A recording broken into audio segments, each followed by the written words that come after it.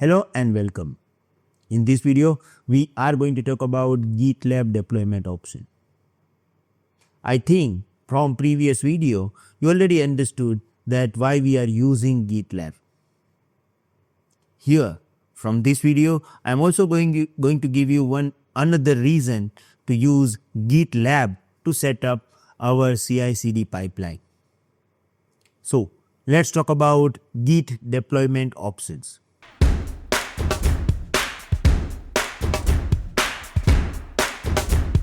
First of all, it is introduction. One of the key decisions teams face when adopting GitLab is choosing between the available deployment options. Deployment option means how you are going to use GitLab. These options cater a different organizational need, size, and compliance requirement. Compliance requirement is one of the major factors because most of the company needs to fulfill the government compliance as well. Understanding this choice is crucial to optimize workflow, collaboration, and security. Now the question is, how? Which options we have? So GitLab offers two primary deployment options. The first one is gitlab.com and another one is self-hosted GitLab. GitLab.com is kind of SaaS, software as a service platform, okay, and we are using this from the day one, and you are already aware about this. When you are going to use GitLab.com, you are totally dependent on the GitLab.com website, and you are storing your data over there.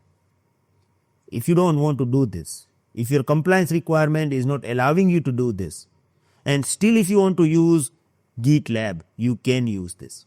You can set up your GitLab environment in your own on-premises infrastructure, or if you want to use cloud-based virtual machines, you can also use this. So let's discuss about two options. The first option we have is gitlab.com. Going to provide you 4 points for this. This is cloud-hosted platform provided directly by GitLab. This is web-based service where you can sign in, start using GitLab features without needing to install, configure and maintain any server infrastructure because it is a SaaS solution. It's suitable for individual teams and organizations that prefer not to manage their own server, hardware and software. Okay, we are not going to set up anything. It is like creating Gmail account, right? Just create your free account. If you want to use advanced feature, you can also go for the paid subscription, but it is very easy to use and we don't need any hardware. GitLab offers various tiers, including free tier with the basic features, paid tiers with additional features and capabilities. But hello everyone, sorry to disturb you. I am sure you guys are enjoying our GitLab course. If you want full access of this course having 83 videos, you can enroll it from our portal. First 100 students will get special discount.